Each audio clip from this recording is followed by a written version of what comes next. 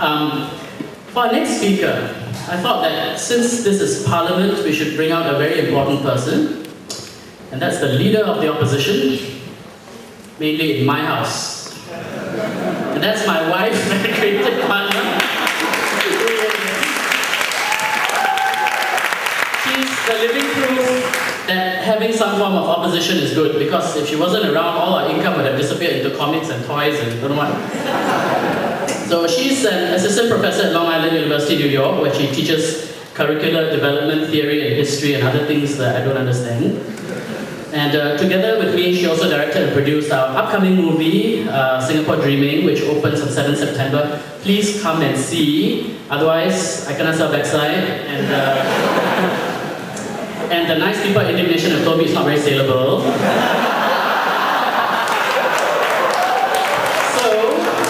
Ladies and gentlemen, I'm pleased to introduce not just my wife, but the wife.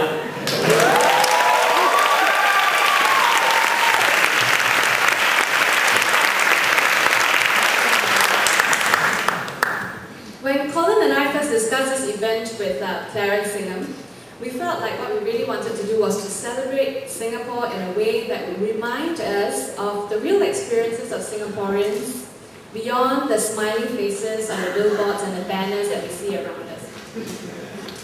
The question that focuses tonight's event for us is, what are Singaporean experiences that fit, or what are those that do not fit the official portrait of Singapore?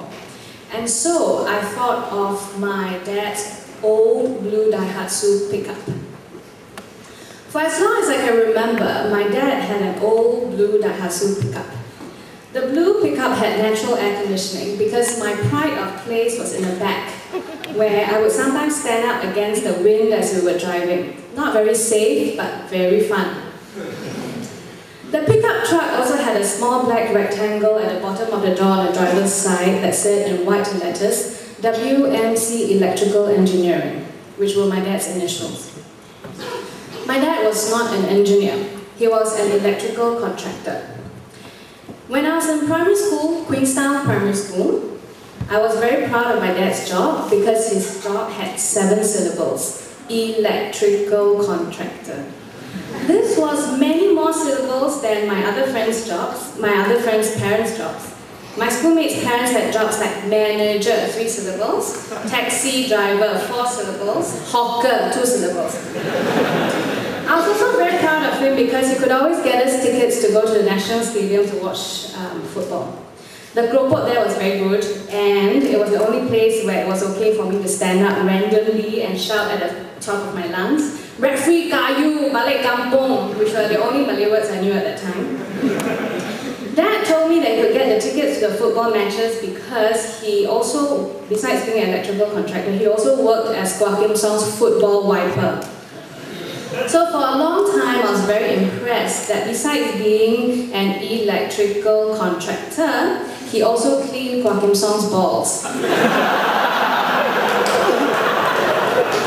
The blue pickup was the center of many family activities. When we wanted to see a movie, the blue pickup would take us to Jurong Drive-In, and we'll all hang out at Jurong Drive-In watching a kung fu film at midnight in our pajamas.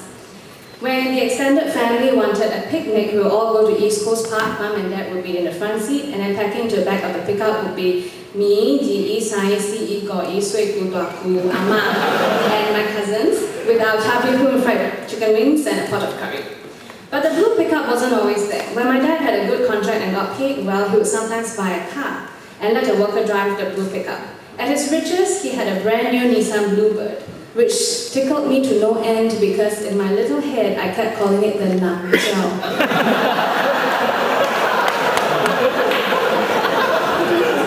And when he was poorer, he would turn up in a beige van, and when he only had a blue pickup, I would know that things were not well in the world of electrical contractoring.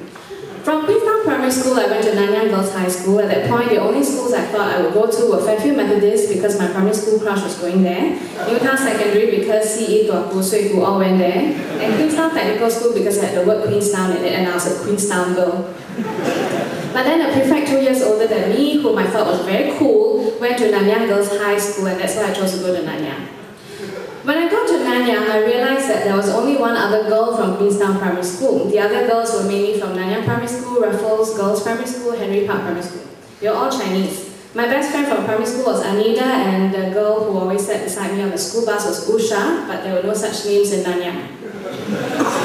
I had a wonderful time in Nanyang and learned a great deal. One of the most important realizations in going to Nanyang was that sometimes the number of syllables in your job title doesn't make you more big shot.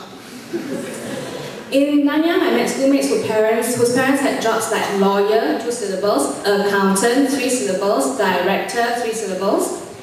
And it became clearer to me in looking down the data sheet that the form teacher would hand out every year for us to check that there were many more people around me whose addresses didn't have block numbers or unit numbers.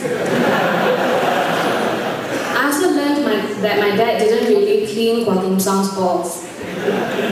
One day I was waiting on the steps of Nanyang where some other students were also waiting for their parents to pick them up after school, when a little boy in his little Nanyang school uniform with the brown pants and a white shirt asked me very casually, Are you waiting for your driver?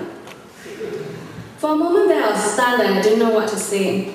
As I saw my dad's light blue pickup truck coming up the driveway, I quickly turned to the boy and said, No, I'm waiting for my dad. And I ran down the steps to the blue pickup.